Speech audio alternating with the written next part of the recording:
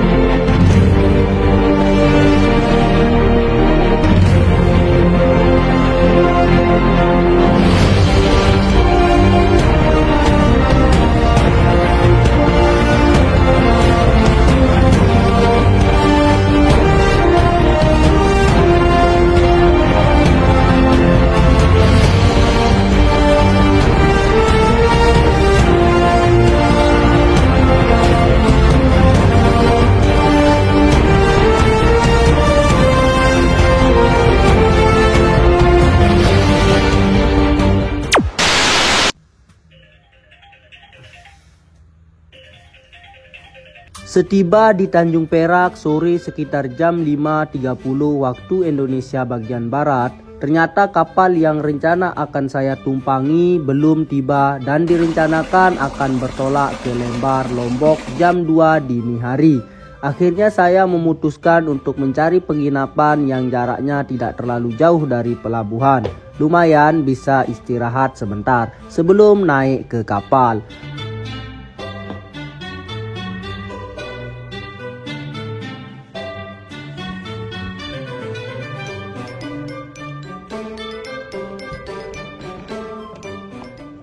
Waktu yang ditunggu-tunggu telah tiba. Dari penginapan saya memesan ojek online.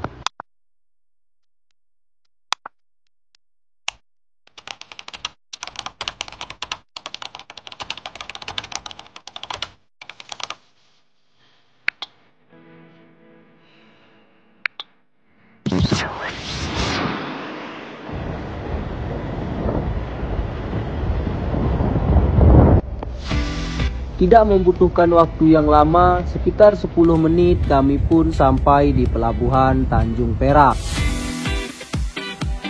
Dan langsung menuju ke tempat lokasi kapal sandar. Kapal DLN Oasis telah sandar dan sedang melakukan proses muat. Dan kapal inilah yang akan saya tumpangi. Wah, besar banget ya. Bagaimana menurut kalian? KMP DLN Oasis adalah kapal ro-ro yang dibangun tahun 2019 dengan panjang 109 meter dan lebar 22 meter. Kapal ini milik dari PT Damai Lautan Nusantara atau yang disingkat DLN.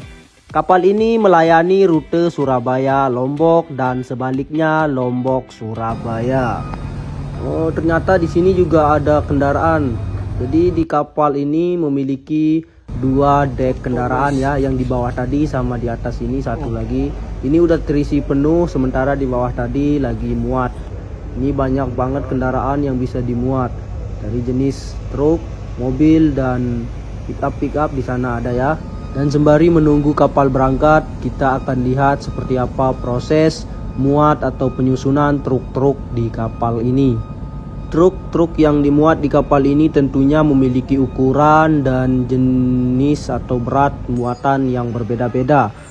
Jadi bagaimana supaya kapal agar tetap seimbang, ditata truknya semaksimal mungkin memanfaatkan ruang-ruang yang ada di kapal sehingga bisa muat banyak ya. Namun tentunya tidak membuat kapal kehilangan stabilitas atau kapal menjadi miring.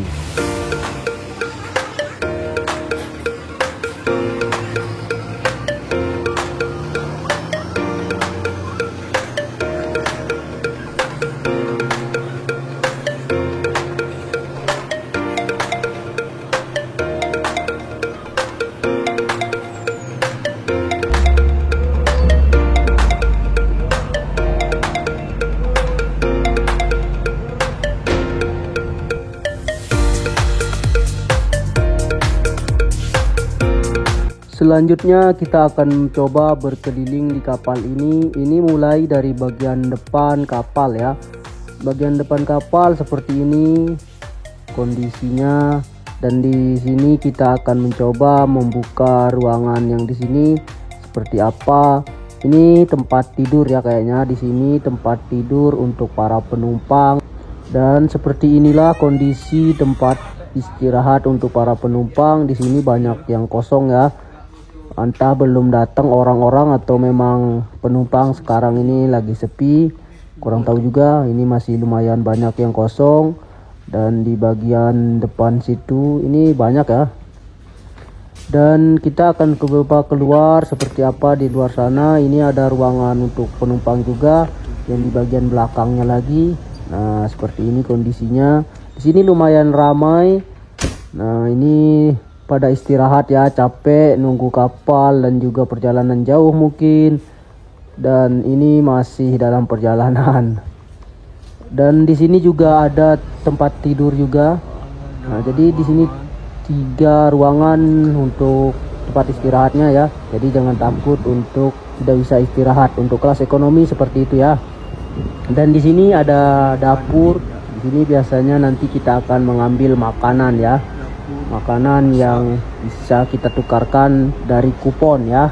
Dan ini juga ada ruangan tempat duduk-duduk.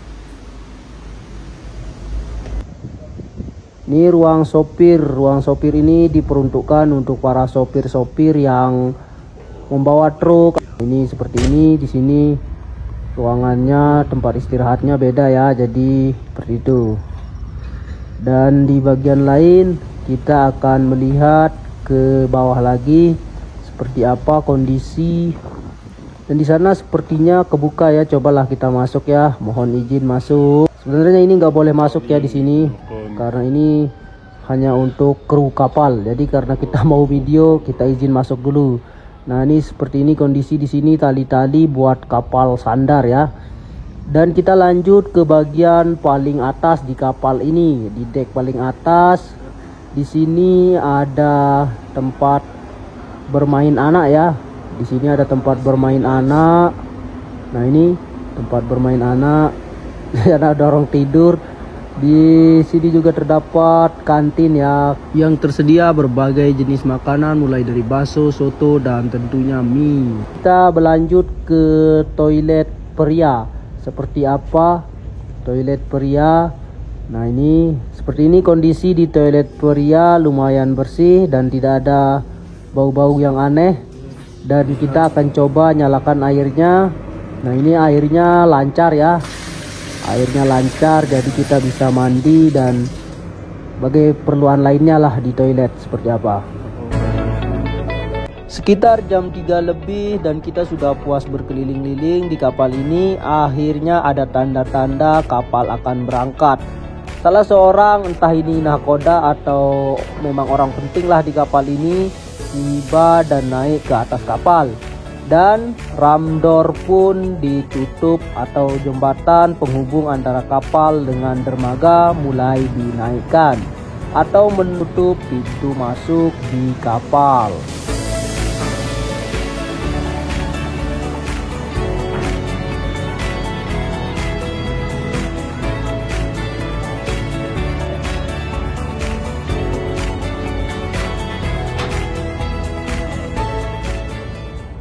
Para kru kapal bersiap-siap di bagian haluan dan buritan atau muka belakang kapal untuk membuka tali tambat kapal.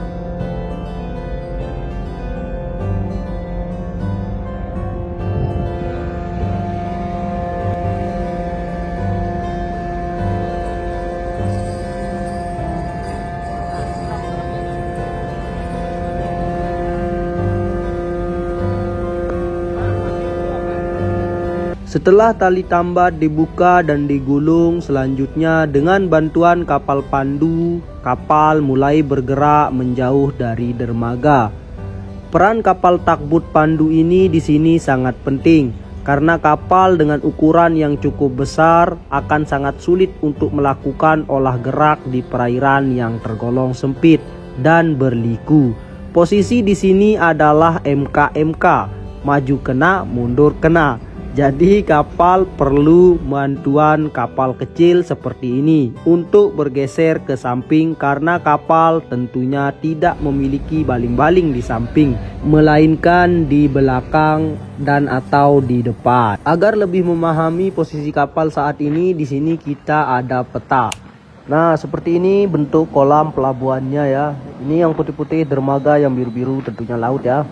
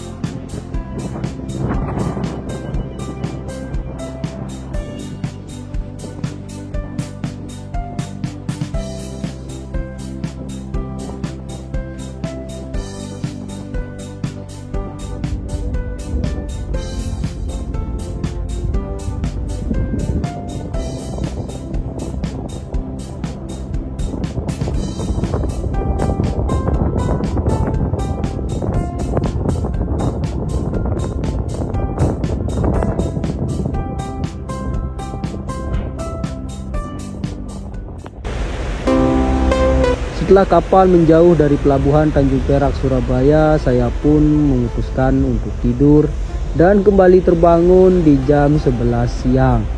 Dan posisi sekarang kapal berada di titik ini di jam 11 siang.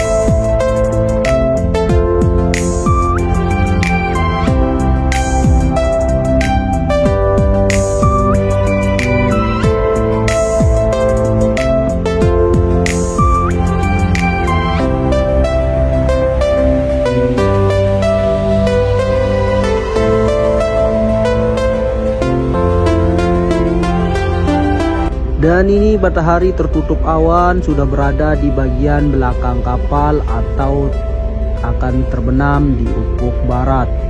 Dan posisi kapal saat ini berada di titik ini. Jadi seperti inilah kondisi sore di sekitaran Laut Bali.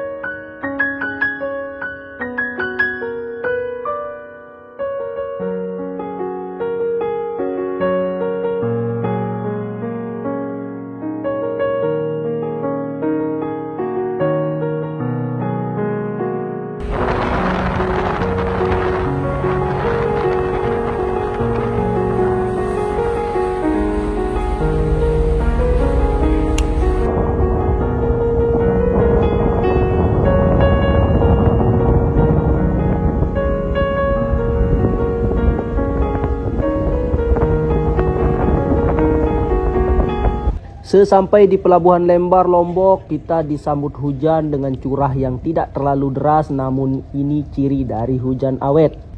Seperti halnya ketika kapal keluar dari kolam pelabuhan, ketika kapal masuk juga membutuhkan bantuan dari kapal pandu yang akan membantu proses sandar.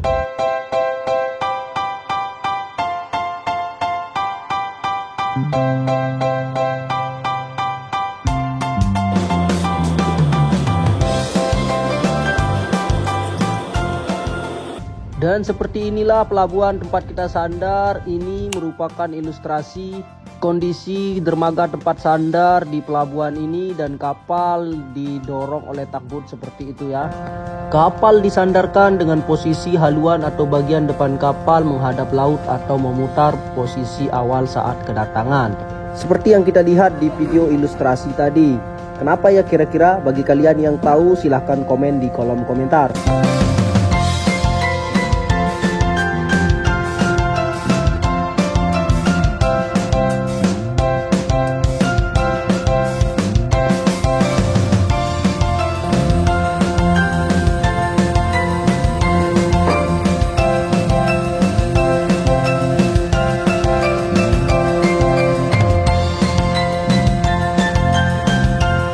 Setelah kapal disandarkan dengan sempurna, ramdor atau jembatan penghubung antara kapal dengan dermaga pun mulai dibuka dengan pelan.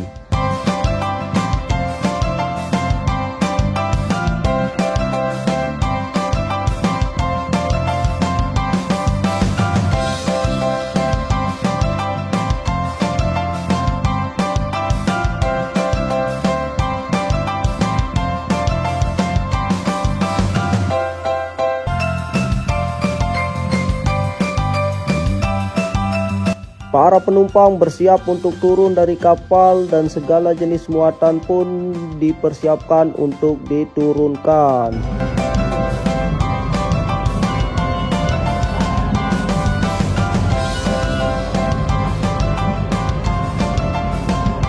Sampai di sini untuk video kali ini. Terima kasih untuk kalian yang sudah nonton sampai akhir. Sampai jumpa di video berikutnya. Bye bye.